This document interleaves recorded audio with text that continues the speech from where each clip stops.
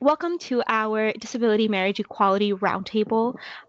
This is a roundtable that is something we want to come to fruition for quite some time, and we are so happy that we have all of you here to join us to hear the true and honest stories of all of our panelists here today. Um, and I think we can go to the next slide. Okay. Beautiful. So our mission and vision at PCCS, Person-Centered Care Services, is a nonprofit organization creating social change within communities by supporting people with disabilities on their search for identity and acceptance. Our vision is to reconfigure humankind to be genuine and authentic human beings, disabled and non-disabled, and creating a society of belonging and helping one another to live a good life.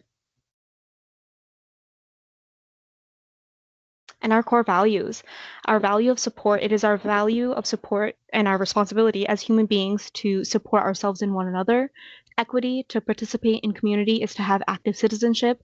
To be a participating citizen, one must have opportunities which are equitable, which accommodate the differences all human beings have.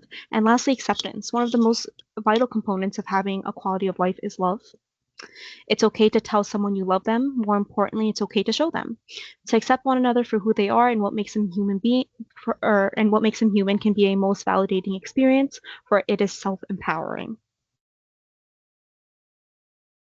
And at PCCS, we have a number of different services that we provide. They have community rehabilitation, respite. We'll drop our website in the chat box so you can check us out and learn a little bit more about what PCCS offers. And I just want to briefly mention our disability action advocates. So today's webinar or roundtable rather, is co-hosted by the DAA. So the DAA, formerly known as the Geraldo Rivera Fund for Social Work and Disability Studies, also referred to as GRF, but now we call ourselves the DAA. It was established at the CUNY College of Staten Island. Within the DAA, we are committed to fostering equitable change efforts and supports, and we support the rights of people with developmental disabilities. We meet on a bi-weekly basis every other Tuesday, and we get to host meaningful dialogue and conversation just as this. So if you are someone that identifies as either a self-advocate or an advocate in and of itself, we encourage you all, please consider scanning that QR code, checking out our website, some way, somehow getting in contact with us. We would love to have you guys join the DA and learn a little bit more about what we do and kind of be a change maker in the process.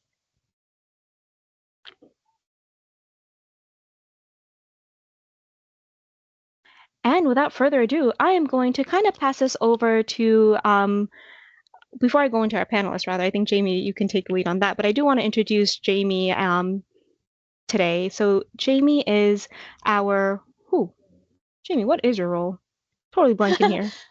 I'm the Jamie is Outreach the and Outreach Engagement. Engagement Coordinator at PCCS. And I do have to share, Jamie started as an intern last year at PCCS, completing their bachelor's in social work. And during their internship, Jamie had shared with me quite a few times that one of their goals is, I want to host a marriage equality roundtable. No one talks about this. No one thinks about this.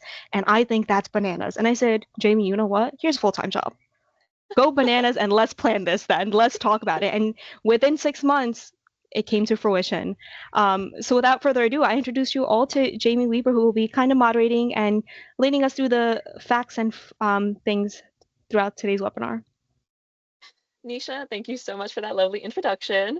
I am super, super glad to be here. I'm really glad you are all here and able to join me on this snowy Tuesday. Yeah, I'm very passionate about this topic. Before we really get into it, I also just want to mention that alongside me, I believe she just joined, Aisha Elaine Lewis. She is from the Disability Rights Education and Defense Fund. She will also be speaking to help teach everybody a little bit more about marriage penalties, what exactly they are, how we can define them, and exactly what that means for people with disabilities down to the percentage. So before I really get into that, I'm going to briefly introduce our panelists. I will be really introducing them later before our Q&A.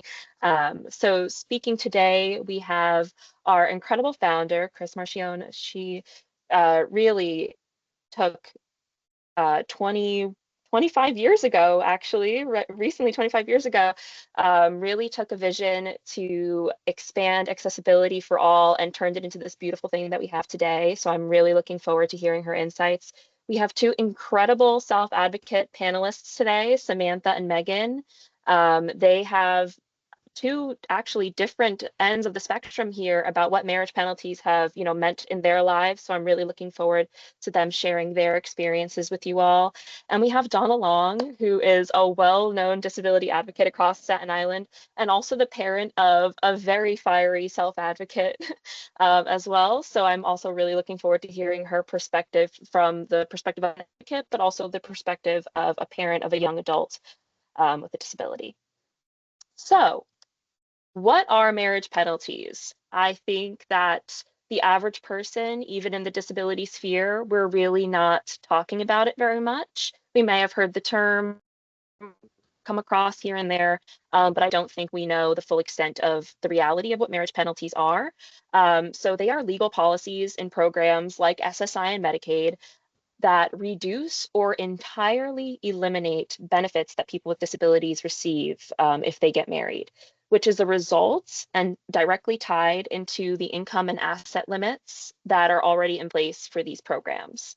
So I'm just going to lightly touch on what those limits are to really emphasize just how outdated these policies are.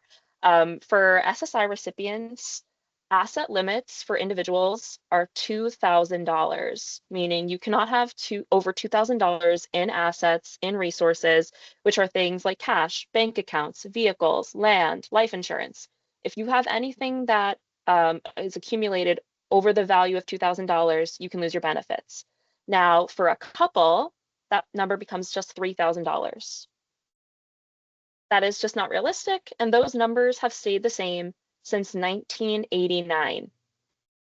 A lot has changed since 1989. These are not livable numbers whatsoever. You can't even really get a used car for $2,000. So it would really set you over this limit and put you at a great disadvantage to be at risk of losing your benefits. And then for income limits, I have the number here. SSI generally for individuals, you cannot receive SSI if you earn more than $2,073 each month.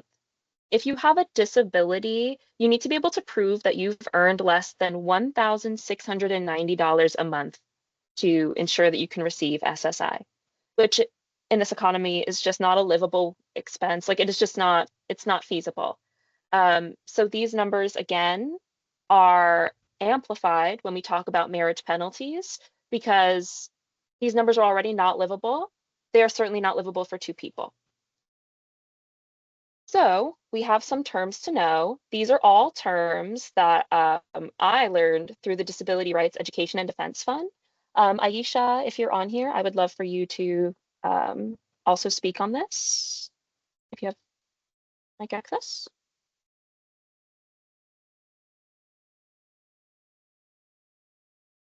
I don't know if you can see me. All right, sorry, my camera's doing funny things, but yeah, Okay. I could speak on this and I have mic access. There we go. Aisha, yes. Would you like me to discuss these terms or did you Yeah, want absolutely. And if you want to expand on anything, please feel free. Yeah. Sure. Okay. So holding out is a term where the Social Security Administration, according to the relevant laws, is allowed to treat people as married even if they're not legally married, if they're a couple that lives together. And holding out basically means that they're holding themselves to the community as if they are a married couple. And the standard can can be really broad, and it can make it so that folks aren't able to share their relationships as much as they'd like to. So for example, a commitment ceremony, wearing rings that you've exchanged, having a name change of last names, even not correcting people when they refer to you as a married couple. Those are all evidence that you may have been holding yourself out to the community as a married couple. Of course, there are other things like filing your taxes as married or property transactions as married. But the general thrust of this means that people have had to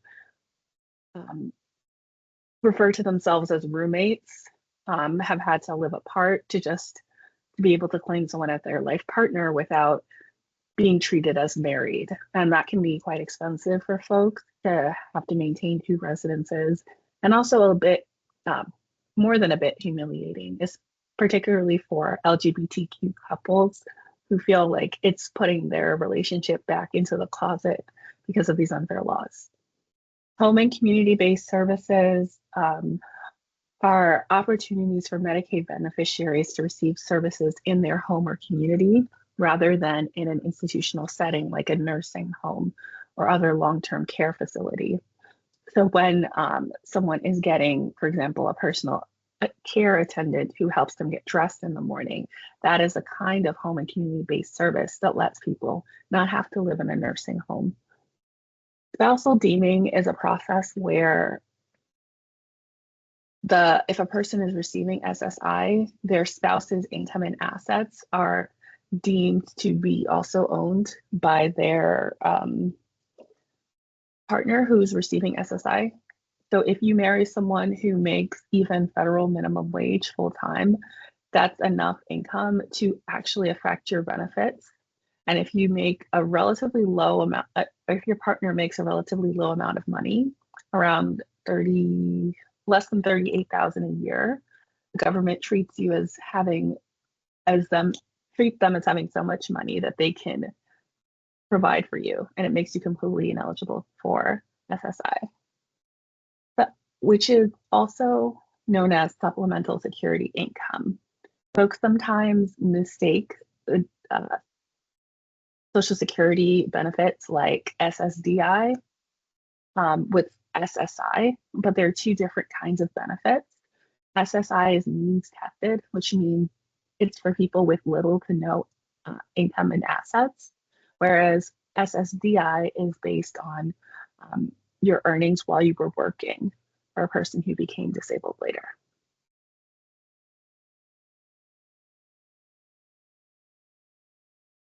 And if anyone has any questions, I'm happy to answer.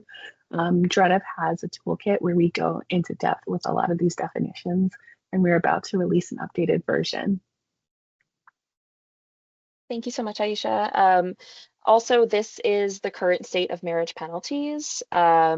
So for two people receiving SSI who are married or determined to be holding out, as Aisha had shared, holding out is anything from having the person's last name, living together, sharing rings, even if you're not legally married. You can face a 25% cut to your stipend and a 25% cut to your already very low asset limit. And if one person is receiving SSI and one person is not receiving SSI, get married, or are determined to be holding out, they face a 25% cut in that asset limit, or spousal deeming means they could be completely taken away. And if one person is receiving SSI and one person is not receiving SSI and they're not married and not holding out, they could also still be determined to be in-kind support, and benefits could still be greatly reduced. It's, again, an entirely outdated view on what we think marriage is. It's also entirely an outdated view on what we think people with disabilities are capable of. And these limits and these cuts greatly push people into poverty and vulnerability. Aisha, is there anything that you would like to add? I guess all I would add here is that these cuts don't make sense, because you see that you have like cuts in assets and stipends for people who get married to someone else, even if you marry someone else who receives SSI, who also can't afford to, according to the government, earn enough money to take care of themselves. Another sort of penalty can happen when you marry someone who receives disabled adult child benefits and a person's receiving SSI, which is a little bit the worst possible combination, because the person who receives DAC loses their benefit and the person who receives SSI also loses their benefits. even though they're both disabled. So it's not designed in a way that makes sense for today. Thank you so much, Aisha. So when we're talking about these penalties, what's at stake? So much. Every aspect of life truly is at stake when we talk about this. From the more obvious, like healthcare access, if we lose these benefits, losing access to Medicaid means losing access to anything that you can access with your Medicaid, assistive devices, medications, therapies, as Aisha defined for us before, the home and community-based services, something like a day hab that you attend through funding through Medicaid, you might lose access to that. Community participation without access to the benefits and services. People who run programs are being able to participate in their community daily between day programs, vocational opportunities, and other integrative prospects. And quality of life in general is directly impacted because there's no longer access to support for basic necessities. So on top of struggling just to get by, you're also hit with a great sense of shame and vulnerability.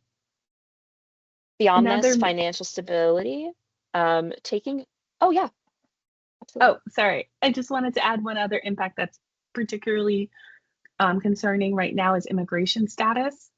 For a lot of folks, Yeah, marriage impacts your ability to achieve immigration status, to be in the same country or even continent as the person you love. I've spoken with folks who have had to lose Medicaid and go without their medication and had their conditions worsening just so that they could remain married and maintain status for their spouse.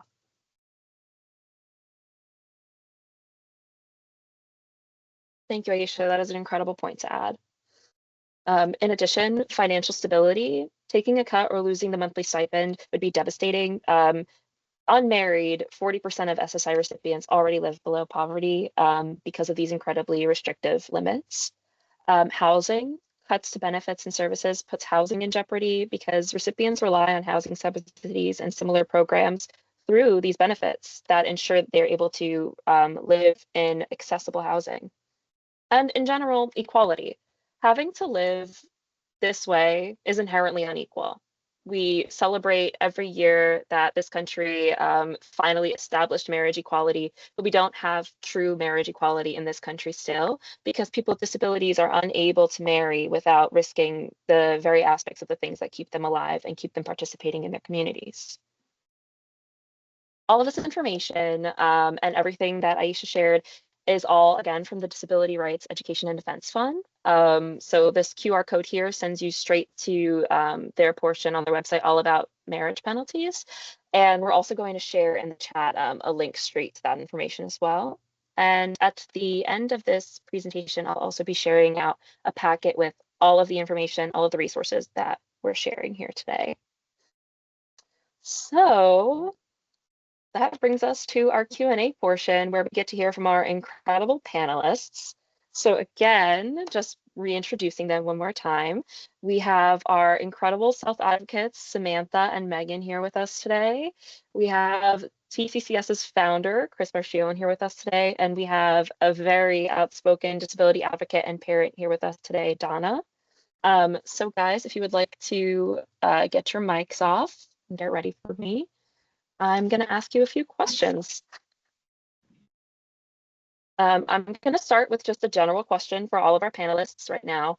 When we talk about marriage equality in the disability community, what phrase does that mean to you personally? Or what does that phrase mean to you personally? Anybody from the panel who would like to go first, feel free.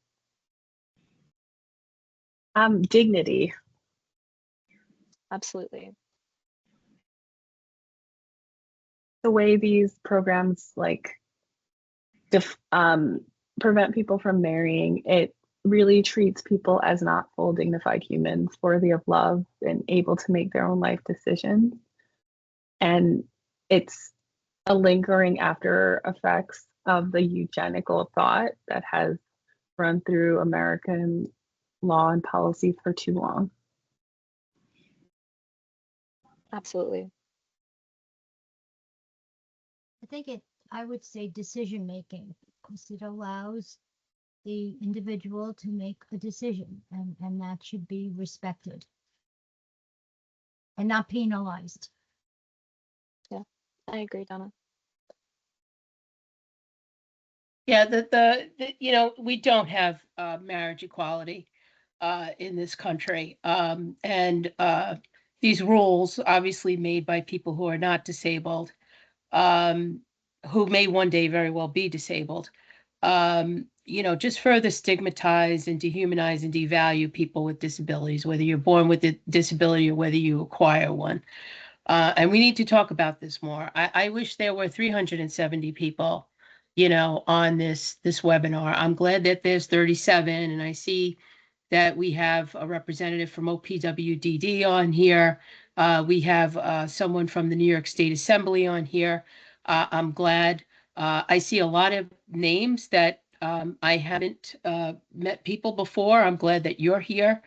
I think this is a really significant topic that impacts all of us, not just the disability community. Megan, if you'd like to share some of your thoughts in the conversation that we had uh, late last week, I really appreciated, your perspective of being, directly impacted. Sam, you as well. Just wondering what your initial thoughts are in response, to this first question.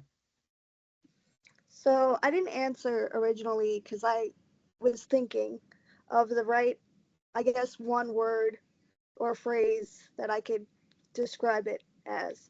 And the only thing and the first thing that came to my mind was freedom. The just the points that we need to make a decision of whether to legally be with the person we love, have that decision impact everything, cause anxiety of what's going to happen next. That doesn't sound very free, does it? It's so suffocating and so horrible to have to be put in that position. So until there is true marriage equality among the disabled community, in my view, whether it's a strong stance or not, we're not free.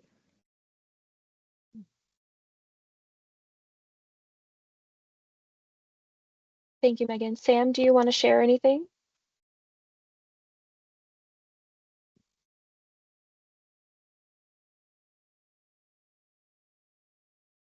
I feel like that, people with disabilities should be treated the same way as people without disabilities. And it feels like we still get treated differently, and it's really not right.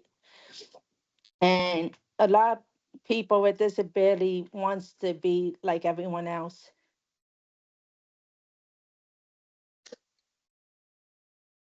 Thank you, Sam. Okay, so building on that question, why do you think that this issue is still invisible to so many people, even in disability spaces? One of the problems is that we've been experiencing so much in the disability community in the past few years, including the disastrous bill HR1 from last year.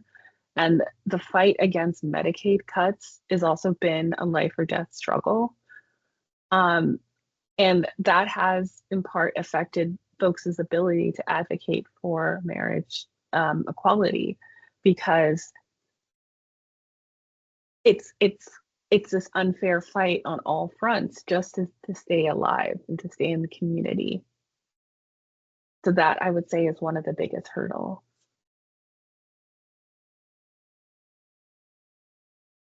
Thank you, Aisha. Yeah, Megan. So I think there's two parts to this. I think the first part, it needs to be known that it's not really spoken about because it doesn't affect everybody's daily life. And what I mean by everybody is the um, able-bodied, if I may, in the community.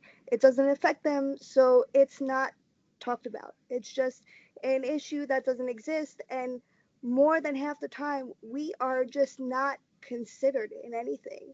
I hear so many people talking about, minority groups, and you talk about race and you talk about gender and ethnicity, but they fail to ever mention disability. So that's the first thought I have on that. And then the second thought would be why it's not spoken about in the disabled community, I feel, is because there's a stigma to it. Nobody wants to put it out there because those who do are afraid of the reaction. And that just simply shouldn't be. Thank you, Megan. Yeah, Donna. I would just like to piggyback on what Aisha said. The focus, and not that it's correct, but the focus has been on the issues that Aisha mentioned regarding the bill, regarding immigrants, regarding all these things that we have focused on. And because the topic of marriage equality is not out there the way it should be, or spoken about the way it should be, it kind of has been lost in the shuffle of what needs to be discussed, needs to have advocacy done, and most importantly, we need to bring awareness to the community and let them know that this is happening, and we have to do our jobs better. Absolutely. Yeah, Aisha. In addition to all of that, policy itself actually makes it hard to advocate because of the holding out rule. A lot of couples are afraid to speak publicly about being in a relationship because they're afraid that if they talk to the media, someone at SSA could realize they're in a relationship and treat them as married. There are folks who can't post on social media because they don't want to risk these life-sustaining benefits. And so in part that folks who maybe don't have a relationship, or folks who aren't receiving SSI, may be the ones who need to raise our voices louder so that we can speak for those who the policies have silenced. Thank you, Aisha. That's a great point to add. Yeah, Megan. So Donna had said something, and I was going to piggyback off of her. I forgot her exact wording, so forgive me. But my main point is that we, as disabled individuals, are entirely lost in the shuffle. And it's not just New York, it's all over the country. And that in itself is something that needs to change, and it needs to change now. Absolutely. And Megan, I'm glad that you just spoke last because I actually wanted to highlight your story and ask you a few questions about that. So to introduce Megan a little bit more, everyone, Megan is a woman with cerebral palsy. She uses a wheelchair, and she did decide to marry her now husband 11 years ago. And Megan, do you want to share a little bit about that decision and what, that caused for you and how your life has been since? Sure. That decision did not come lightly. As I shared with you last week, I believe it was, my family, after we had gotten engaged, sat me down and said, well, hold on a minute, think about this. And when you first get engaged, I don't care who you are just so happy. You're on cloud nine. You're like, you don't want to hear anything, right? So I know that they didn't come from a place of malice. They came from looking out for me. But the fact that they sat down with me and said, maybe you shouldn't legally get married because you will lose your benefits, it really took me aback. Like I couldn't believe that that is something I had to consider. And I had many conversations with my then fiance at that point, like, what do we do? And I had just felt I spent my entire life fighting for a place within the community because of my disability. I spent my entire life advocating for myself and trying to show people that I'm worth something, and that I can be just as I don't want to use these words, but be just as abled as you are. I wasn't gonna let some marriage penalty, whether it you know, was the whole thing taken away or just a small part. I wasn't gonna let that stop me from finally achieving a dream that I had. That's not to say, do I think about it now? Sure I do. It was tough. It was really tough.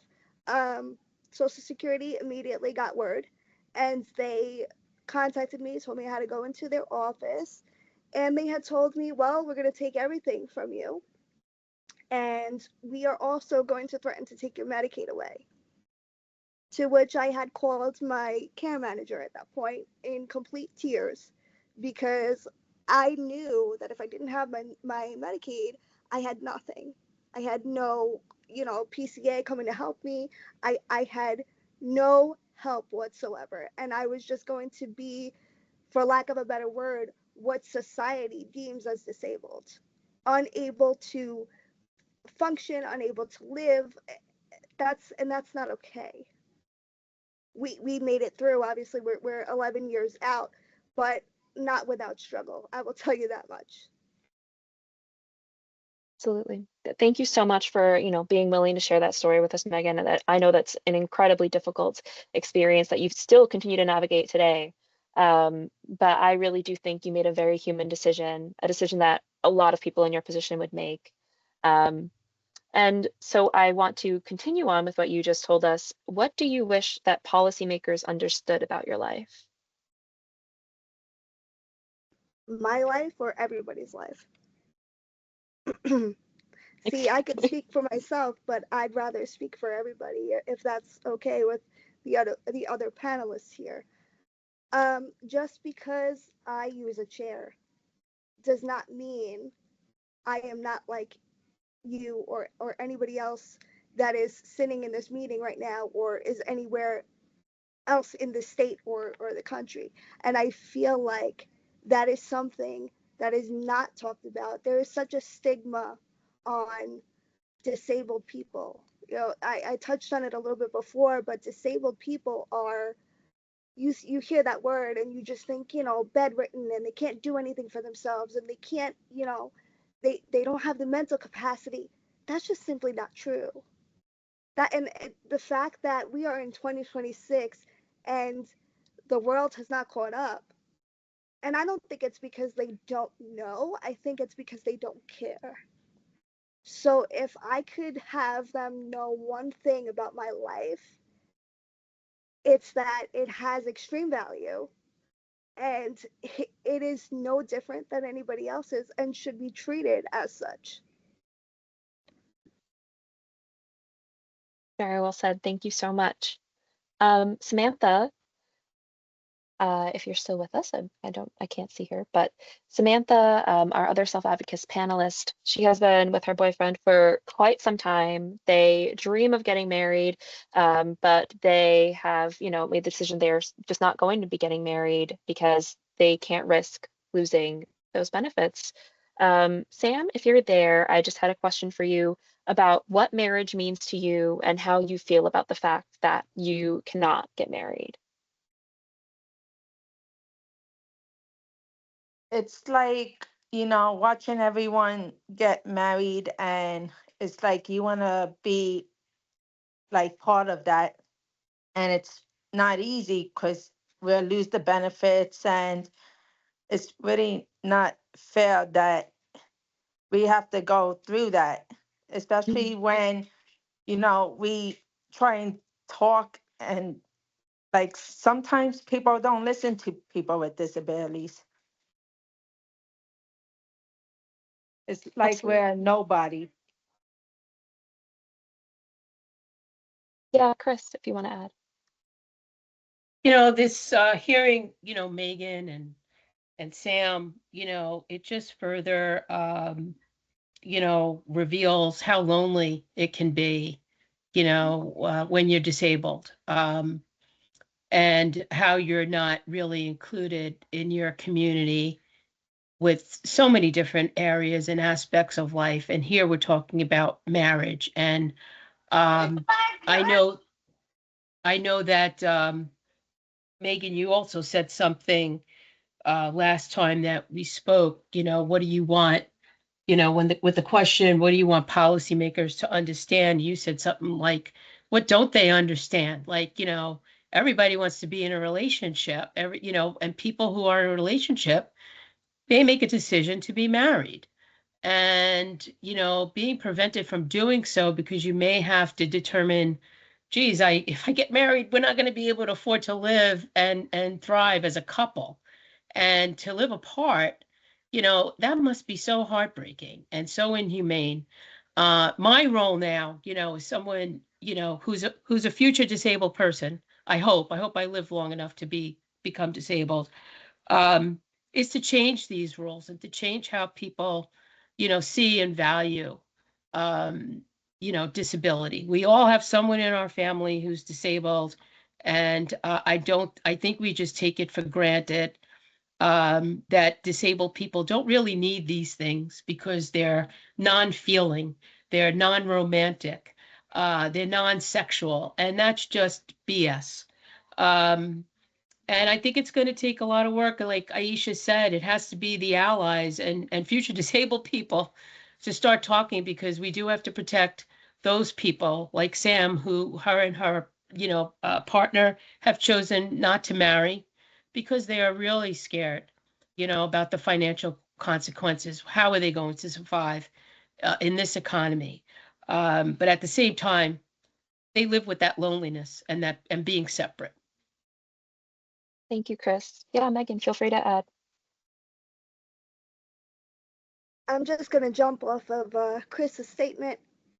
Even though I've lived my life for 11 years as a married woman, I have to tell you the amount of times I've gone out in public with my husband and random strangers, I kid you not, it's almost every time we are out in the community, they either say to my husband, good on you, or they say to me, oh, is that your brother? And then the minute I tell them, no, I'm married, this is my husband, the look of shock on their face, like, oh, you're married? If that doesn't send a message to society on how messed up the disabled people are treated, and I'm not trying to get personal here, but if you guys are going to get to know me, then I'm going to put it all out here. I'm also a mother. I have 3 children. And one of my biggest fights as a disabled advocate at this point is, again, and I shouldn't have to, but proving to society that disabled women can be amazing mothers. I go to my son's school, and I believe she was the front desk, like the secretary there. Mind you, she's known me. My son's been in that school since pre-K. And I had my second son, and I took him with me to go do something at my oldest school. And she turns around to me and she says, oh, how many do you have now? And I said, 2. This is my youngest. And she goes, oh, your husband must help you a lot, huh? Oh. And the way I was fuming and furious, and I had to tell myself, don't say it. Don't say anything, because I'm fiery. I have a mouth and I will go off. But I'm telling this story to give some insight into how we are viewed as people, into how we are seen in society. And the point I'm making is, it's as simple as, we are not seen, and something needs to change. And it starts with marriage equality. Absolutely. And I think that a big part of the fight for disability marriage equality is even having people recognize disabled people as people, recognizing that you are more than capable of being a mother and a wife, and the fact that you're in a wheelchair is nothing, like, completely separate. It has nothing to do with your capability to be either of those things. And I think every single day, trying to chip away at that stigma is an important step in this fight for marriage equality as well. Aisha, yeah, do you want to add?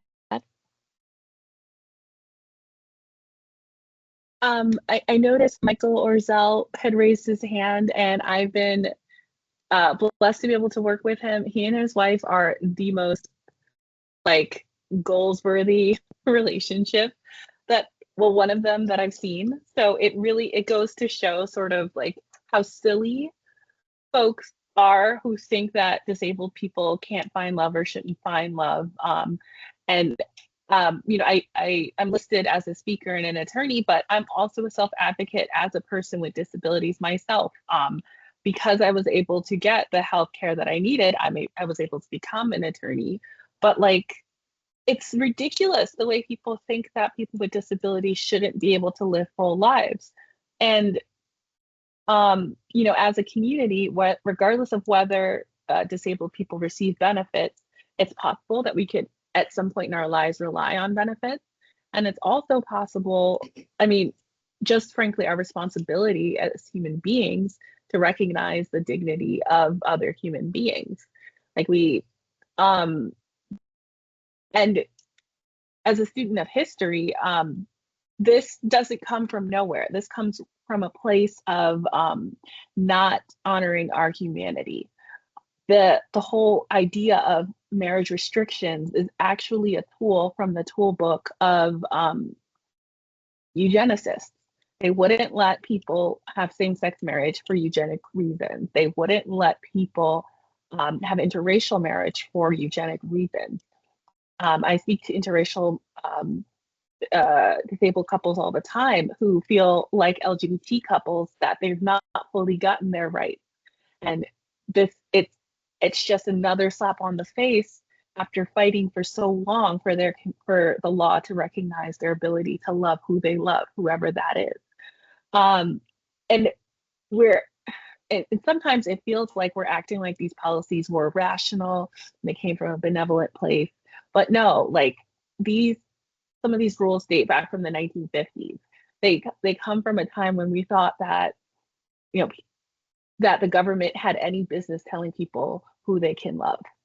And it just is against the inherent dignity of humans. And so we don't need to uphold and continue along these paths. This is the world that eugenicists designed, where we should know better than that. Absolutely. I, Thank you, I would Aisha. love to And hear from Michael, Jamie. yeah, absolutely. Yeah. Thank you, Michael. Please feel free to unmute if you're able to.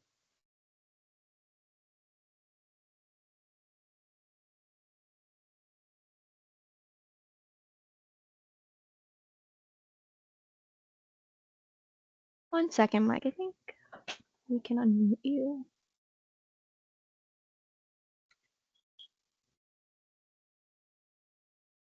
Oh, and I also want to add about the husband. Your husband should be helping you a lot because he's a parent too. That's such a weird comment for people to be making.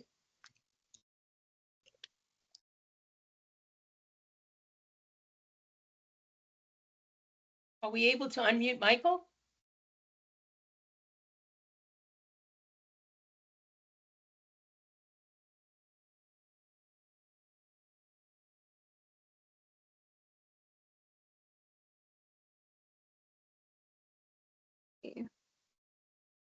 Yeah, do you hear me now?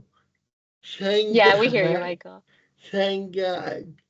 First of all, Megan, never give up. You are doing a great job. Never give up. That's our motto. Like, make sense. And my wife, Alicia, and I did a presentation to a congressman from California, and it was an excellent presentation because it went through all the disincentives to marriage. As you could see, there has been an upswing of commitment from the public to to to force Congress to act. My question is, how could we do it? Because we need the public aware of it. You know, Mr. Lewis, that I wrote our congressmen and whatever, and nothing is happening. So how could we, how could we make this statement to the nation and then have Congress repeal it? That's an incredible question, Michael. And I think that what we're doing here today is really just one small step in the direction of where we need to be going. Having this roundtable, right now we have 39 people in attendance. 39 doesn't seem like a big number, but 39 people will leave here today and tell other people about what they learned. And at the end of this roundtable, we are going to be signing letters to our representatives. And we actually, locally here in Staten Island, we have the Staten Island Advance here today. So this is going to be something reported on in our local news. And hopefully, you know, little by little, we will be expanding awareness, because that's really step one, is getting people to speak, getting people to understand and put themselves in other people's shoes. Because people really struggle to care sometimes and empathize when they can't see themselves in that situation. So Yes, being able to, you know, empathize and understand what this does to people and what this means to people is really step one to making a, you know, national change that we hope for. yes, Um, telling you this, and then I will shut up. I wrote Congressman Tanko, which is our congressman from Albany, New York, about this about 2 or 3 times, and I haven't heard anything from him at all. And one more thing, in 2016, we had to go to the Medicaid office, and you know what they told us? They told us that when we got married in 1989, we broke the law. Can you believe it? We broke the law. I will shut up now. Thank you so much for sharing, Michael. And it's ridiculous to hear that they said that to you. And it's ridiculous to think that we've come so far, but then also it really doesn't feel that way in so many elements. And I'm really sorry that the congressman still hasn't answered you back. And unfortunately, you know, we reached out to a lot of local representatives to join us here today and didn't even get a response to tell us no. They just didn't respond at all. And so I do think that with more attention publicly, with more pressure, with more advocates speaking up on it, that's really what we need to get congressmen to care, unfortunately. They might ignore one person, but they may not ignore 100. So the goal is to really just get those numbers up. Yes, Aisha, your hand's up. In addition to, so these problems are born out of federal law, but states can and have done things to mitigate these problems. The New York's neighbor, New Jersey, and Pennsylvania have passed laws pushed by self-advocates who were impacted directly to expand their Medicaid waiver programs to expand access to Medicaid for people who work. So even if folks lose access to the SSI stipend, they could still get access to Medicaid and the support services needed if they're able to do at least some work. And that's something states can do. Right now, it's harder with the Medicaid cuts looming, but it's also a question of priorities. And if states can, do the adjustments they need to do and prioritize this fundamental human right the way they should, New York can actually work to increase marriage equality for people with disabilities. And if the state legislatures want to use their power to pressure the state representatives in Congress, they can also do that. Thank you, Aisha. Yeah, Ryan, I saw that your hand was raised before. Let me give you access if I can.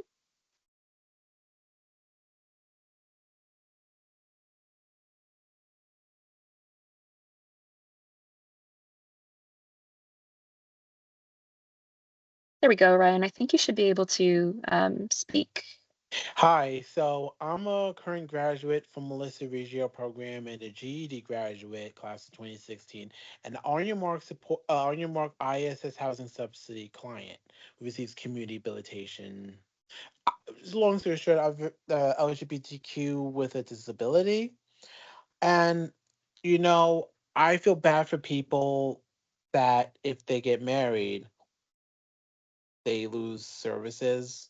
By we will do everything we can to advocate, fight for change, so we can keep the services while we're married. And as for myself, I don't know what it's like to get married, but if I were to get married, I would wait for myself. I would rather have wait everybody else to get married and keep fighting for injustice until everyone gets fair treatment so they can get married. And for myself, I'll get married when I'm in my late 40s, early 50s. I'm not in a rush. Thank you so much for sharing, Ryan. Yes, Megan. Oh, sorry about that. We need to be aware that the ADA is only as old as I am. The ADA is only 35 years old. In regards to legislation, that's a baby. There is so much work that still needs to be done. It boggles my mind that people don't know what the ADA is for. They don't know about the March on the Steps. Okay.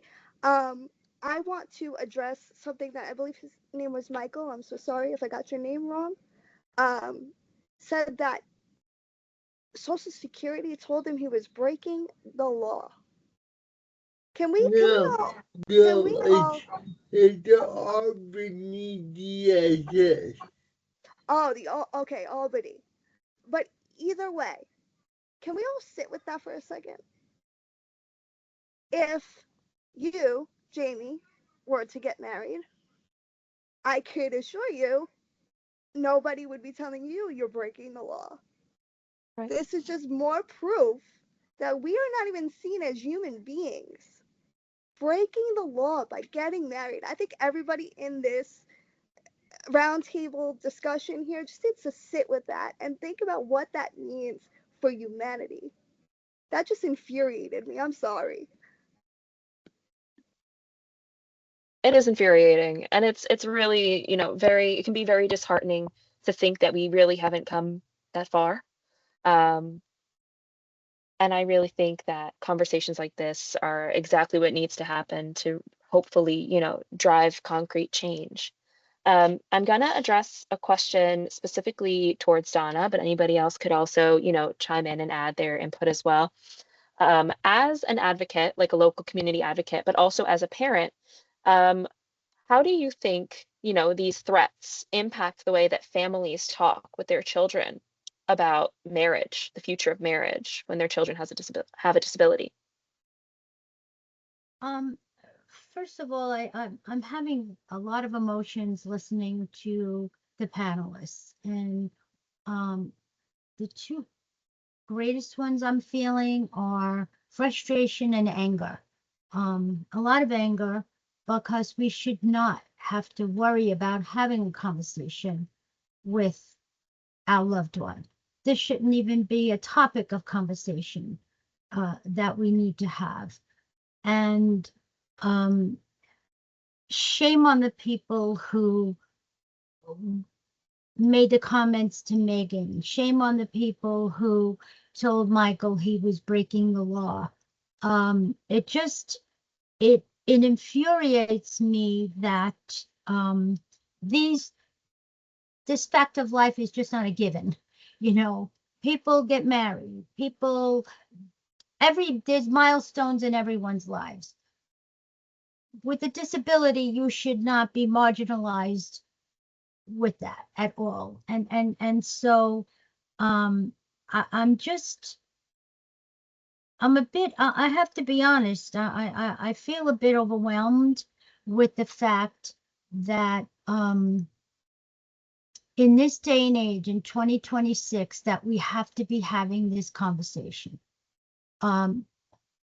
We've worked so hard. I mean, I'm advocating for 45 years. And I've seen many, many changes. But you take steps forward and then we're taking steps back. And, you know, we have to consistently and constantly educate our community and our legislators. But we shouldn't have to do that. It should not have to be, but it's unfortunate that we have to. And this in particular is a topic that is not out there enough. So kudos to you guys for bringing this to the forefront.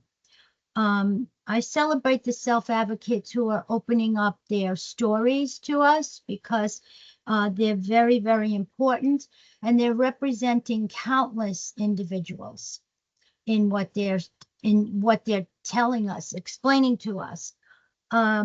As far as having a conversation with my daughter Janine, who will be 48,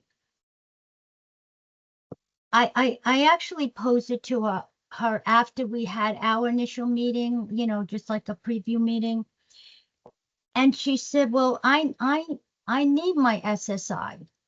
And I said, well, why do you need your SSI? Because I like to go places. So, you know, you're taking away something that is giving our guys a quality of life. You know, it's giving them independence to say, this is my money, you know, this is my money, I want to do this, whatever.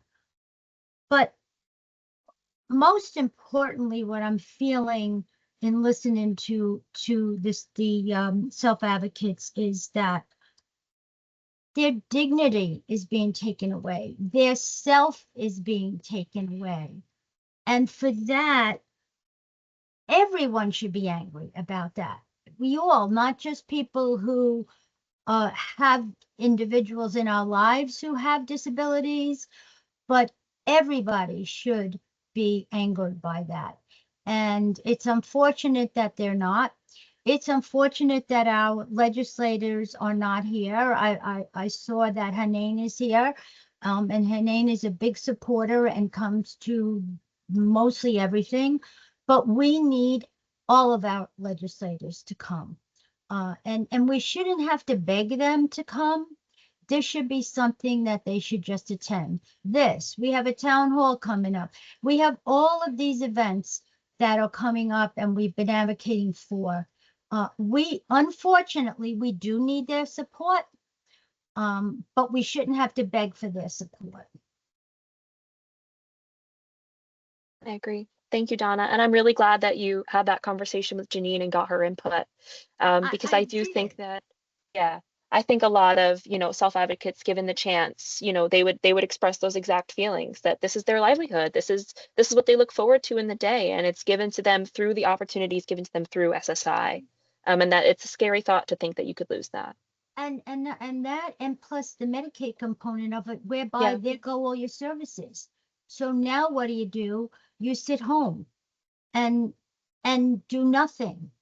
There goes your opportunity for inclusion, for socialization, for again being part of the community. And it's just frustrating, and I'm angry.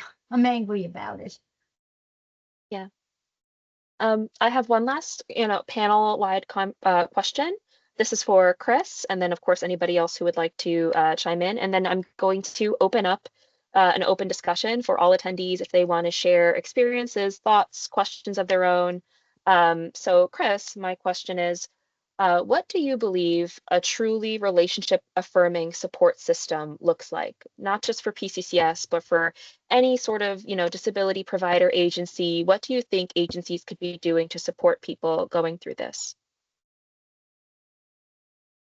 From a provider perspective, I think we do need to have those, let's sit down and have a cup of coffee together or a cup of tea, talk to each other. We don't check in with folks as often as we should. We're caught up again in a society that, is overwhelmed with regulations and paperwork and documentation that sometimes we forget about the human component of sitting down and having a cup of coffee and a cookie, and just talking it out and see what's going on in people's lives. This is great. I love doing stuff like this. When I first started out as a direct support professional 36 years ago, um, I tell you, it was the best job I ever had, and I'm so glad that I stuck with this. And then in 2001, I decided, to establish an organization, and didn't know where that was going to lead, but here we are today, supporting over 1,100 people across the 5 boroughs, Long Island and Lower Hudson Valley. And Megan, I know that we know each other from a while back, and it's been a very long time. When I heard your name and I heard you were going to be on the panel, I was so excited to reunite with you.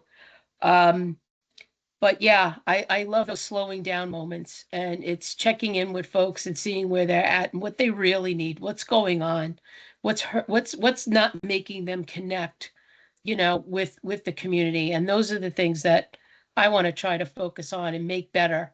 And we do need the help of legislators and politicians and community leaders and people who are able and disabled to come together and make that happen. Absolutely. Michael, please feel free to add. One thing very quickly, one supervisor sent me this link. I sent it to Miss Lewis, but I also see Kelly Chris, who is the aide for part-time coach, is Kelly Chris, and this webcast is Kelly Chris, and this webcast.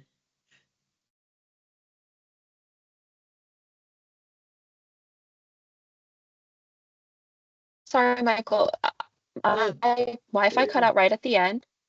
Is Kelly Chris, QUEST, and this webcast. Is she on this webcast? Is she attending this webcast? Attending the work. No, this webcast. Oh, attending the workshop? No, this webcast. This program.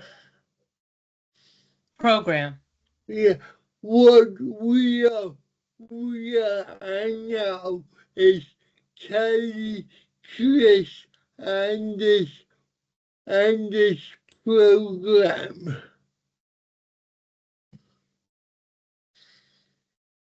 I am only asking because I sent her this program yesterday to be honest, and it only shows you how the Congress is interested in it, because she hasn't even emailed me, or she hasn't even went on this webcast. And Yeah. she is the she is the age for my congressman. He's asking if somebody specifically is Yeah. attending the job. Yeah. Yeah, that is really, you know, the difficult and often disheartening part of this, because in the promotion of this event, I also extended invites to a lot of different representatives, you know, and to not see them in attendance or to not get a response is incredibly frustrating. So really, you know, what we can do from here is continue to put on the pressure.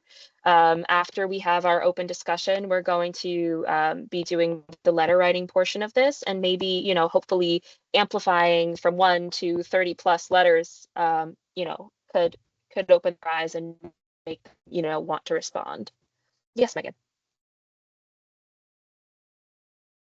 So earlier, Chris was referring to my response to one of your questions, and I don't necessarily think we got to that question, but it was the lawmaker question and what you want lawmakers in Congress to take from your situation. I'm Yeah. paraphrasing here, forgive me.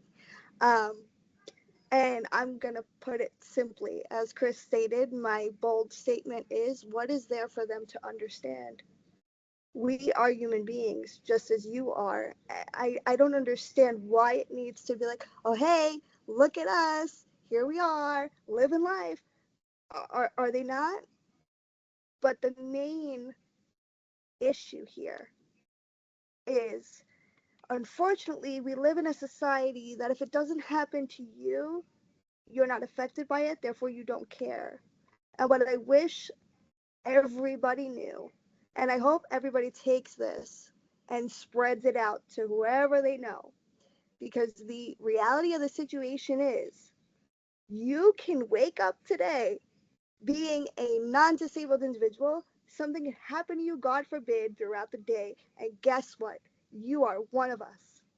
We are the only minority group that anybody can join at any moment.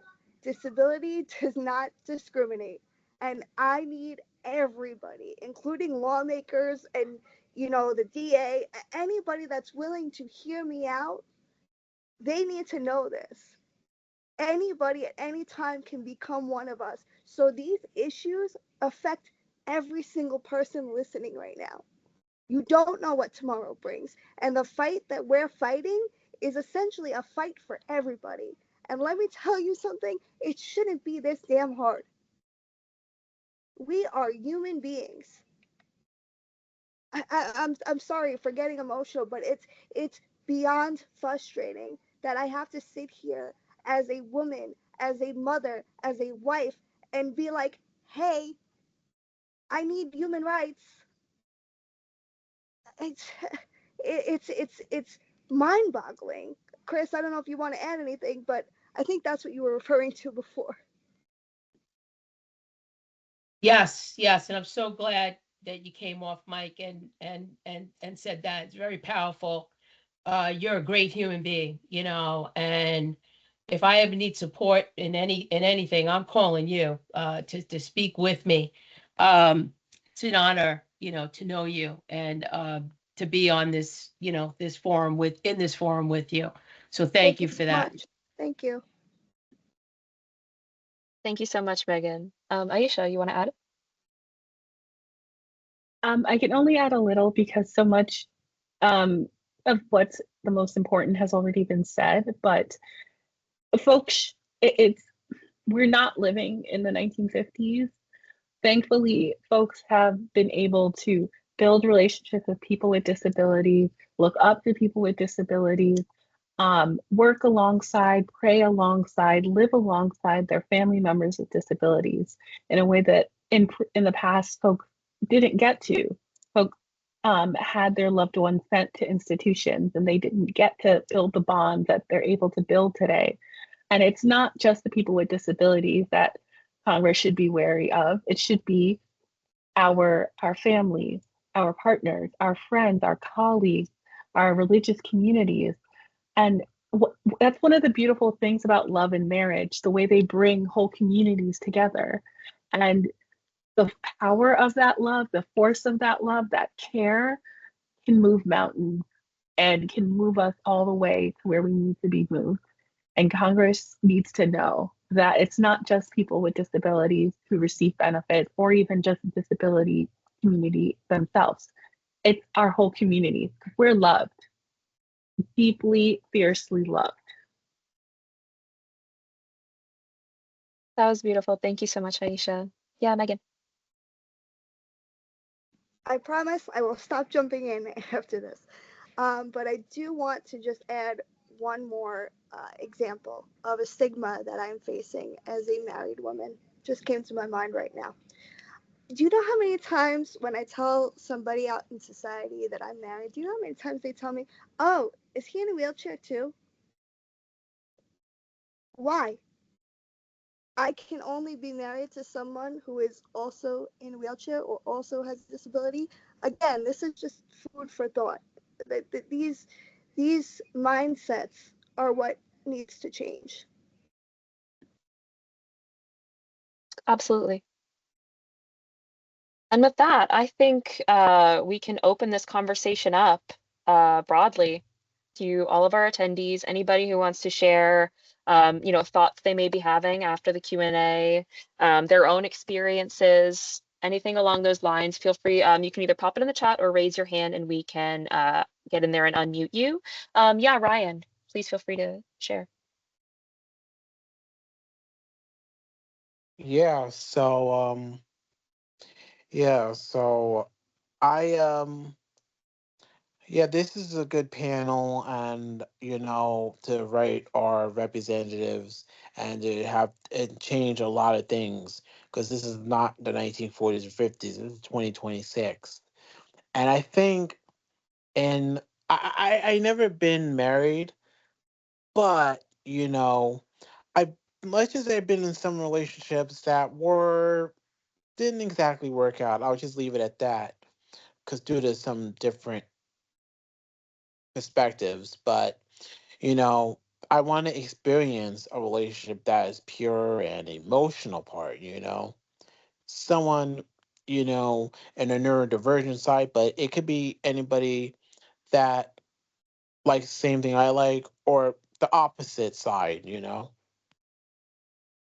absolutely. And you should be able to have that opportunity without the fear of that impacting your benefits and your access. Yeah. Thank you, Ryan. And I just want to add before, because we do have a couple of questions in the chat, Jamie, that I want Oh, to get absolutely. to, and a couple of comments.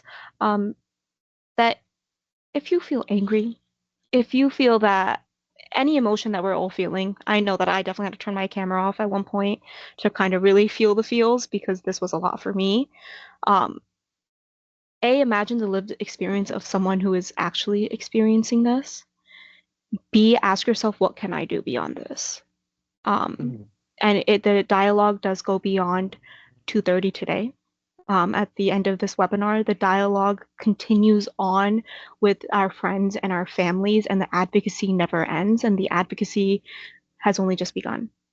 I do want to thank everyone for joining here, and I really, really hope, I really, really, really hope that this conversation doesn't end today for all of you, because it surely will not end with Jamie and I, and our panelists here tonight, or here today.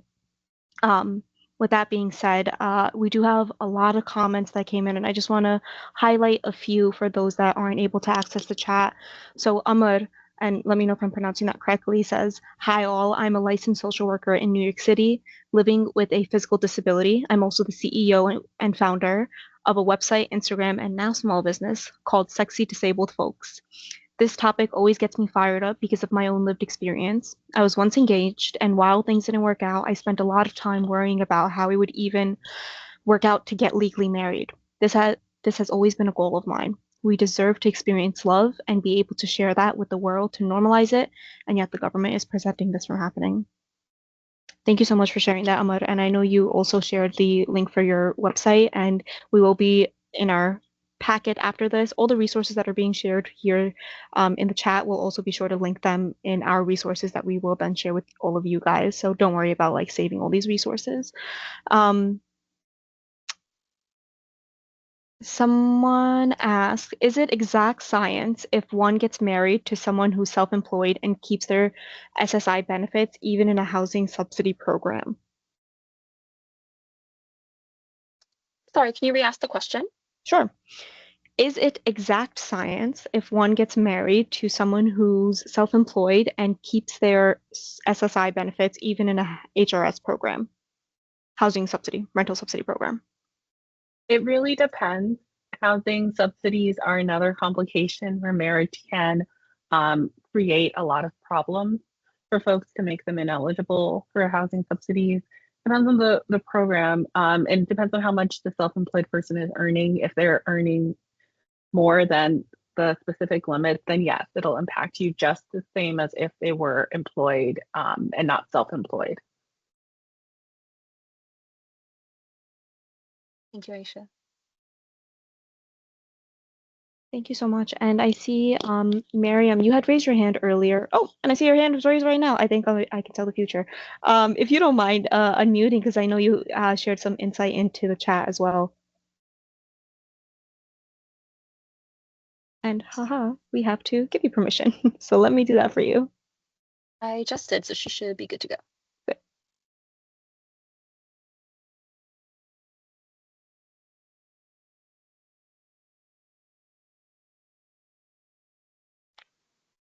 Hi, Miriam. It looks like you're unmuted. Okay. saw- I saw the allow. I just stumbled upon this webinar because my background is a disability advocate. It wasn't specifically on the issue of marriage, but the broader issue of all of the issues that affect people with disabilities. And I did want to share that I've been I live in Chelsea, and there are a lot of current would-be electeds who were asking for endorsements, and a number of the political groups, 504 Chelsea Reform Democrat. And I had one question for all of them. None of them had disability on their platform. And I asked them if they would include it, and they were a little embarrassed that they hadn't, and they said, of course I would include it. And because they know me as somebody who's been very involved with transportation and getting elevators in the subway, they right away went into transportation. I said, I'm talking about the broader concept of people with disabilities in education, housing, healthcare. Transportation is just one of them. Would you now put this on your platform? And they all said yes. And I think this is where an opportunity to reach out to legislators and get that on the radar. It's not on the radar. One of them said, and I don't know if I should or shouldn't, it was a public meeting. He's Jack Schlossberg, who's the grandson of JFK. He said he never thought about it before. He's not disabled.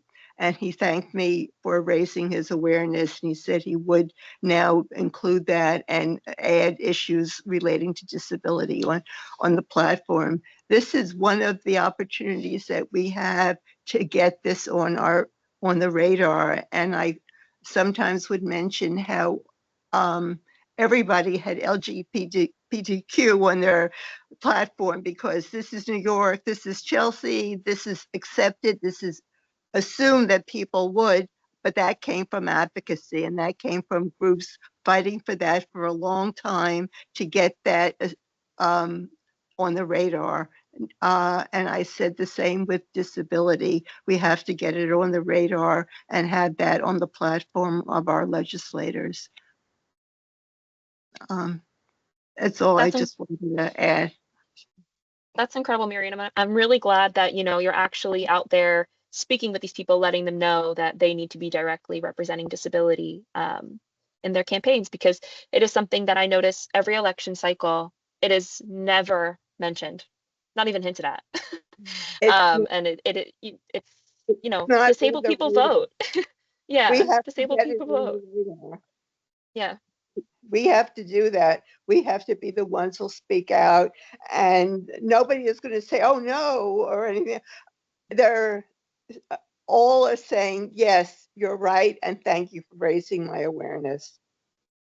And at one of the clubs, the director, Chelsea Reform Democratic Club, asked me to help her uh,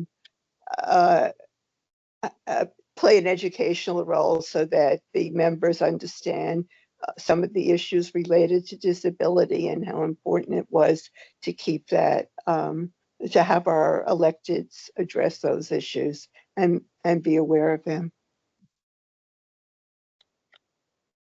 Thank you. Yeah, Donna. Okay.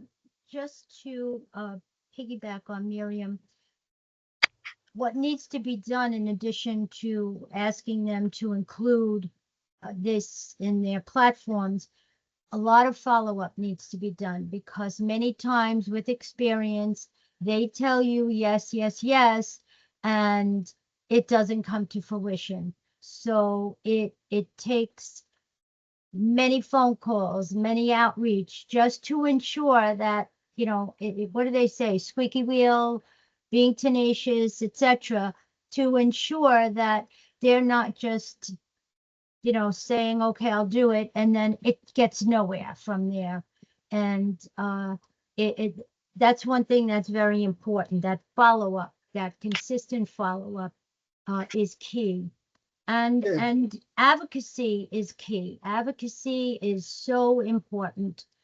We always say the cliche, strength in numbers, but strength in numbers is really meaningful and very, very important.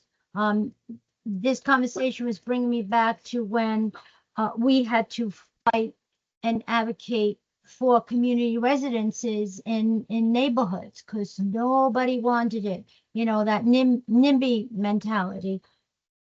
But through advocacy, through persistence, it is now, you know, I'm not going to say acceptable, but we don't have to fight the way we had to fight before. We don't have to go before the community boards the way we had to do that before. So the one thing that all of us should leave with today is that this is such an important topic, an important conversation, but we have to take it to the next level and we have to continue it and we have to get it on the radar of our legislators, but also on the radar of advocates.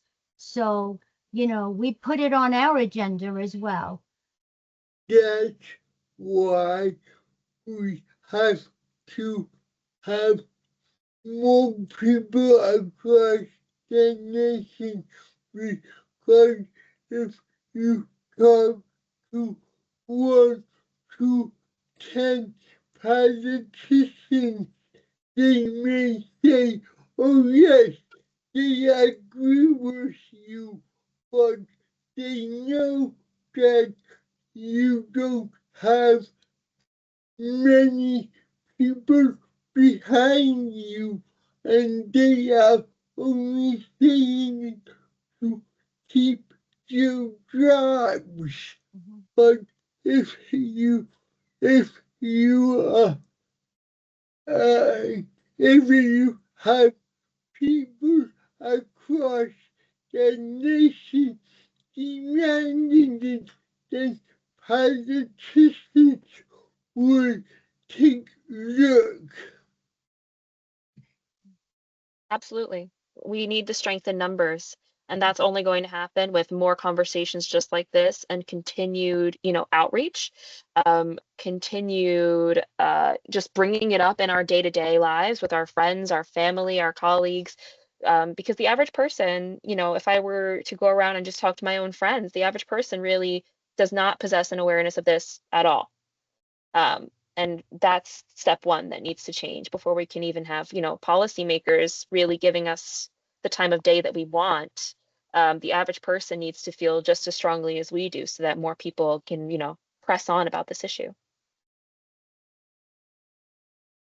Nisha and Jovenella, were there any more questions in the chat?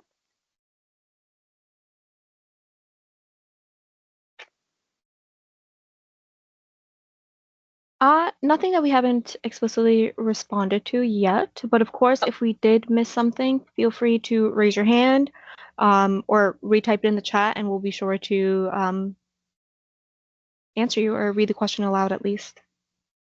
Great. And again, if anybody wants to add anything, verbally, feel free. Oh, yes, Mary, let me give you microphone access. Okay, Mary, you should be able to unmute now if you'd like to share.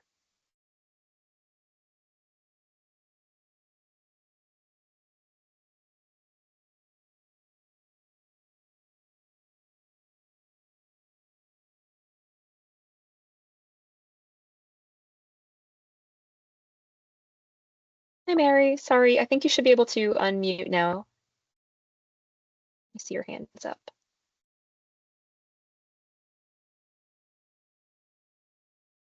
We see you, but we don't hear you. You're still muted. There we go. Hi, did I unmute? Yes. Finally, sorry. I just wanted to say thank you to PCCS for hosting this. It was a great conversation, and I'm so glad I got to listen to it. And I just wanted to say thanks. It was great. Thank you, Mary.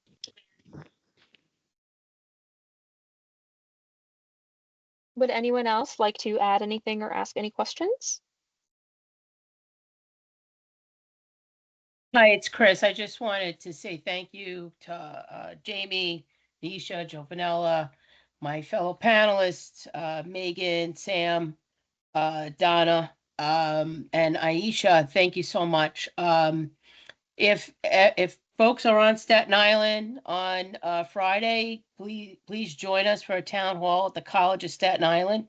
Since we have your email addresses, we'll be able to send you out the information on that.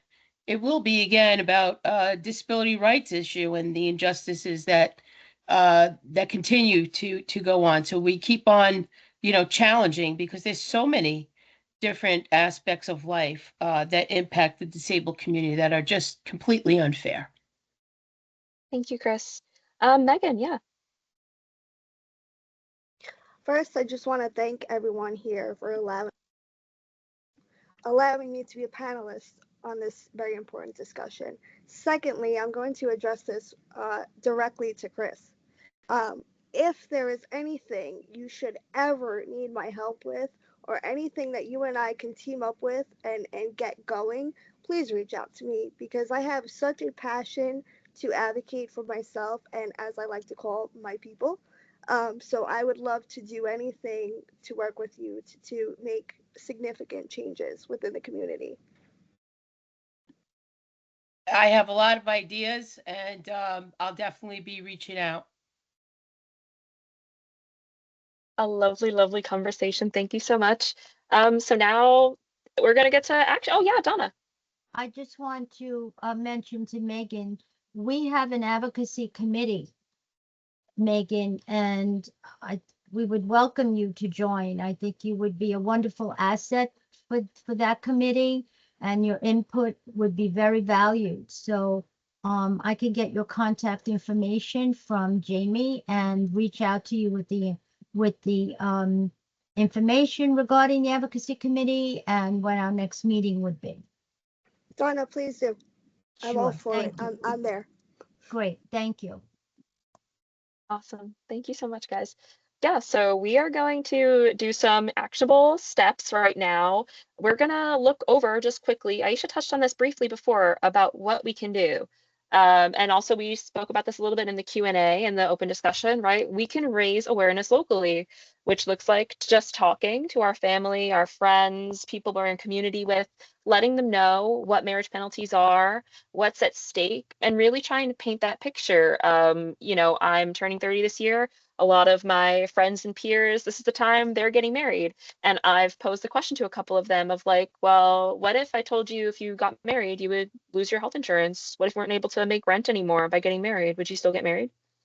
And they're wowed by that because that's not a reality they have to consider. And I think painting a picture in a way that makes people consider their livelihoods and how this would impact them will really help, light a fire for some people to care. And then on a more broad, large level, we advocate to our representatives. We can identify our local reps, Congress members, etc., and letting them know if you're a self-advocate like Megan, like Sam, like so many other people who have spoken today, and you want to share your personal story. I really think personal stories are very important when reaching legislators. Otherwise, I'll also share these templates in a little bit, but if you're a disability service provider, if you're a family member, if you're just an advocate in the community who feels moved by this and wants to write a letter, raising awareness to representatives directly is key to getting policy changed. And this is something Aisha mentioned briefly. Some states have, made changes due to advocacy, including California, Pennsylvania, and New Jersey. They've made changes to these asset limits and what is and isn't possible for people with disabilities who do get married. Yeah, Aisha, please feel free to add.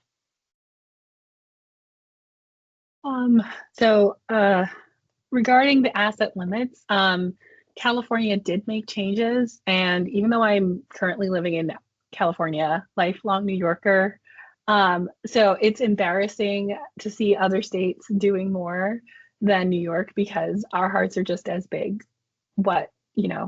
Unfortunately, the changes with the terrible bill last year pushed California to backslide on its changes that increase marriage equality. And so it just is another example of how these federal pressures are impacting marriage equality.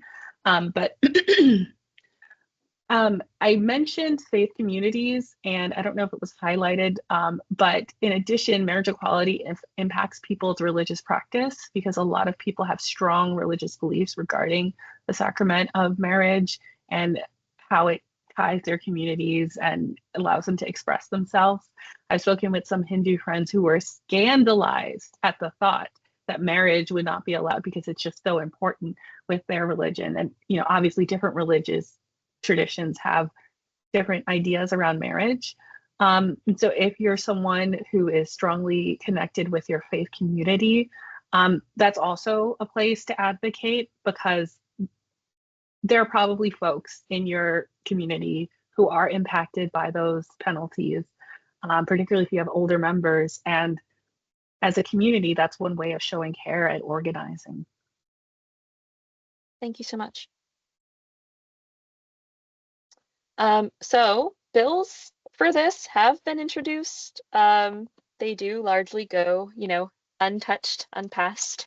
So these are just some bills that within the last year have been introduced. In the House, there's the Marriage Equality for Disabled Adults Act, which would end holding out rule. It's not, the save all, but I do think the holding out rule is just cruel. It's, I don't really think able-bodied people are left being scrutinized to that level where, with my partner, if I wanted to start calling my partner my wife tomorrow, there wouldn't be anybody reporting me anywhere. That's just not something that I would be faced with. And so I do think that the holding out rule would be one small step in the right direction if it could be changed. And in the Senate, there's a couple of different bills that have been introduced from the SSI Savings Penalty Elimination Act to eliminating the marriage penalty and SSI Act entirely. But again, these bills have gone untouched and unpassed, which leads me to taking action. Before we get into letter writing and thinking about bills and things of that nature, our lovely panelist, Megan, this is just a moment that we can all take one small step of mutual aid for Megan because of, in part because of the marriage penalties that she had to face. She does not have the financial stability to ensure that she can have an accessible van that suits her needs. She mentioned she's a mom to 3 children. She, gets around using her wheelchair. She needs a van that can suit her needs and let her live her life as a very busy mother. And so I think if anyone here has the capacity to give and to support her on her journey to getting this accessible van, that would be incredibly appreciated. If you do not have the capacity to give financially, sharing the GoFundMe goes a long way because if you can't give, there definitely are people who can. So we're going to be sharing her GoFundMe link in the chat. And then again, after this, when we share all of our resources, we will be sharing that GoFundMe link as well. I'm just going to leave this up for a quick second. So in case anybody wants to scan the QR code, they can. I just want to say thank you to everybody for putting this out there for me. I'm not one to ask for help. My disability has made it so that I don't ask for help because I can figure it out and get it done whichever way I need to get it done. But in a situation like this, you can't achieve the goal without asking the community to come together to help you. So thank you for all those that'll even just take a look at the GoFundMe. I appreciate it. And thank you, Megan. Your input has really, been a very fiery, very eye-opening one, and I'm very grateful that we've had you on our panel. Now, the ARC, which is another incredible disability advocacy organization, they actually, around Valentine's Day, shared a campaign about marriage equality as well. So through this link and through this QR code, they have sort of like almost like a one-click link type of situation going on where you just sort of fill in your name, basic info, and it sends a pre-written letter to your representatives to, support action for marriage equality. So again, I'm going to leave this up for a quick second so everybody can access that.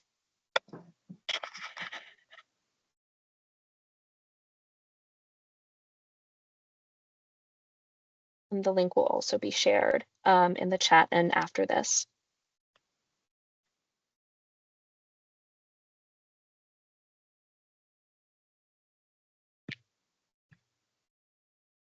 And lastly, I'm going to stop my little screen share here because in the packets that we shared out in the chat, and they again will be distributed as well after this, there are a few letter templates, pre-written letter templates that I placed in there that hopefully tick anyone's box for where you might identify. There's a letter template in there for if you identify as a self-advocate. There's a letter template in there for family members. There's a letter template in there for disability service providers. And there's also a general community member letter template in there that basically it's a little Mad Lib situation. You're gonna, fill in the blank of your name. Feel free to add your own story or your own input in there.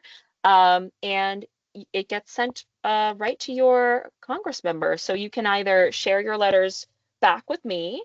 I will pop my email in the chat if you would prefer for me to send them out, or you can just use that template and send them to your representative as well. We have a link that we can share about how to find your representatives. It's a very easy link to use. You just put your address in there and it'll give you a list of who your reps are. So you can send those letters yourself. But if you feel more comfortable with me doing the work of sending those things out, that is my email. So when you have finished, popping your information into the letters, you can just send them straight to me. Does anybody have any questions regarding the calls to action?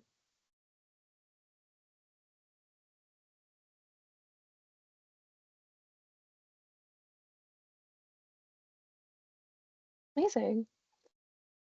Well, I just really want to take this moment to say thank you all so much for joining on a Tuesday, smack in the middle of the day. I know everybody's busy and the snowstorm really shook things up for a lot of people. So the fact that you all, showed up, listen to these stories, listen to how we can make change, it is really, really important. And it's been an incredible time. So thank you so much. Donna, yes. I just want to say kudos to you, Jamie, Chris, Nisha, Giovanella, for bringing this to the forefront in our community, and to the self-advocates who shared their stories, their amazing stories. This was a real eye-opener, I know for me, and I've been advocating for quite some time, but this really was, and I look forward to us following this up and doing more with it and getting the word out there. So thank you again. This was terrific. Thank you so much, Donna. Yeah, Ryan. Yeah, I want to say thank you. It's a good conversation, and I'm learning more about this. So thank you so much. Thank you to Thank you, everybody, Ryan. and thank you, Megan, for sharing your story. Thank you, Ryan, and thank you for sharing your input as well. Yeah, Michael. I only hope that this broadcast will be the start of something great. Thank you. I also hope so. And Michael, thank you so much for sharing your story and sharing the efforts you've made to try to make change for this as well. If you want to look at look at the, the information that judges have for, for May 10th, 1994, because that is good also. Thank you so much, Michael. Aisha, do you want to add anything? Can you hear me? No, thank you. Can you hear me? Yes, I can hear you. Okay, I'm sorry. I'm not good with this. My computer's broken and I'm on my cell and I'm not used. I would like to send the template. And if you don't know the name, Tony Simone is, and have you reached out to him? Because he's been an advocate on disability issues and he co-sponsored the rally I did for elevators on the subway on 23rd. And if it came from me, and if you could send it to me or send it in my name, Miriam Fisher, he knows me and he would be responsive. Is he someone you've already reached out to? No, I have not reached out to him. If you could give us a good contact for you, we can share the template with you so that you could share it with him directly. Let me give you my email, Fisher, Fisher, Freund, Freund, @hotmail.com. Awesome. Thank you so much, Miriam. I will send you, along with all the other resources after, I'll send you the template over. Okay, by the way, I have gotten a lot of support from legislators, and I did a rally for elevators, and we had 5 of them, including Mark Levine, Jerry Nadler, Brad Hunman Siegel, um, uh, Tony Simone, and Eric Botcher, who's been a great accessibility ally. And whenever I ask him for a letter, he gets all his buddies to co-write it.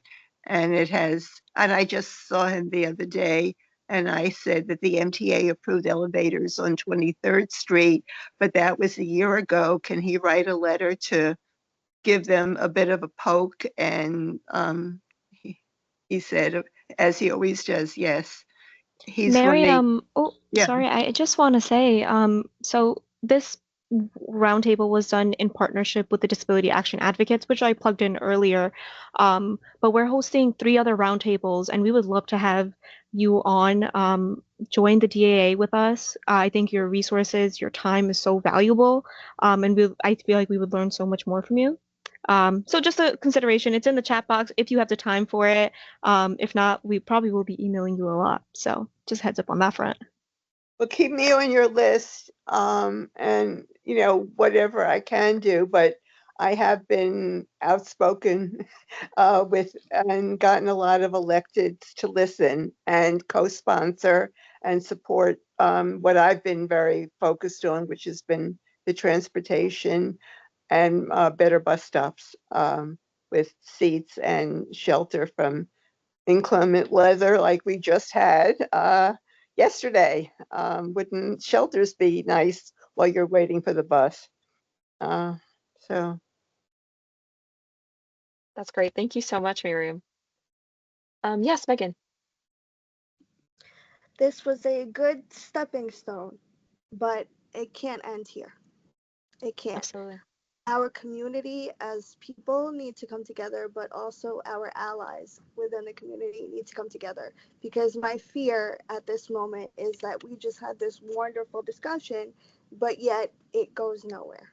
It needs to be pushed out. We need to keep fighting. We need to bring awareness. I don't exactly know where we can go from here, but this is a tiny, tiny step in the long road that we have to go. So Here.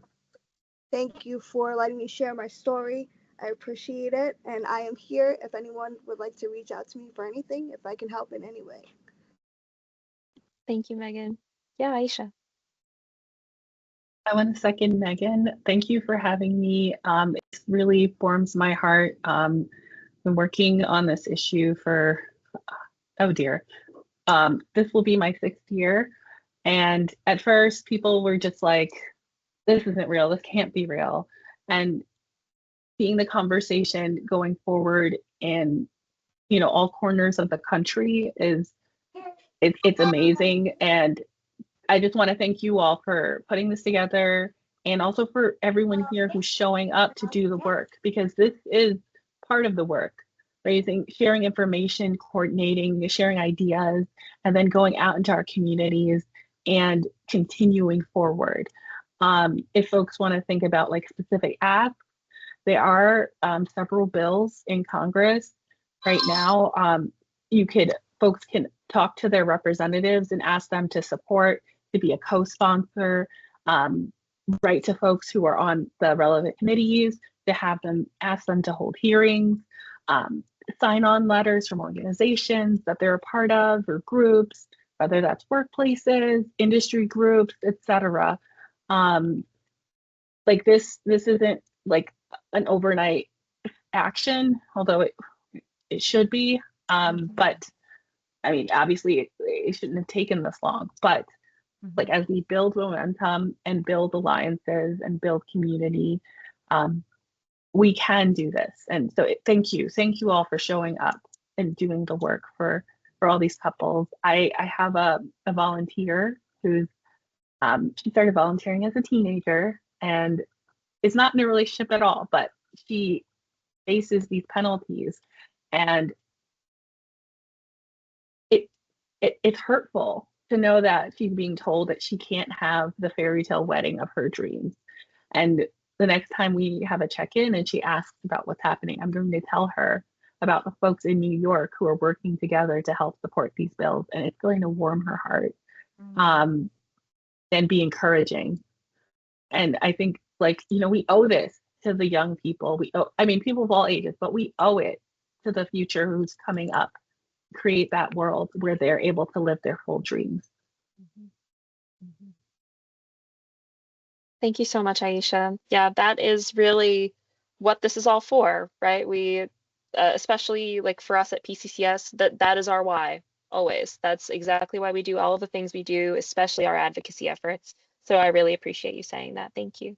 Yeah, Donna. Just here to what Aisha just said, but I just wanted to address what Megan said, that she does not want this to stop here. This is an action group, Megan, and I can assure you, with this group of individuals who are here today responsible for providing this information, this will not stop here. And collectively, we will make sure that this is out there and that this continues to be out there, because it isn't easy, and it does have to be constantly done. Unfortunately, that's the case. But I guess I want you to feel assured that this is not going to be the end of it. Yeah, Megan. I believe I told Donna this last week when we spoke, but I did have the thought, and I still do every once in a while, that maybe I had made the wrong decision in the choice that I made. And I don't necessarily think that's something that I feel. I think it's something that society has pushed me into feeling. So that is something to consider as well. Yes, I made this decision, but that doesn't come without the mental battle of, did I do this right? Should I have made a different decision? Would my life have been easier if I went down the other road? So that's something that I want people to think about too. It's not something that just, whatever, I'm getting married and that's it. No, it's agonizing, because then you think of how your life could have went in a different direction, and was it worth the fight? And to me, I'm always going to say yes, because I am so happy with the decision I made, and I will make it 20 times over if I, had to. But some people don't have that luxury, or they can't afford, no pun intended, to feel that way.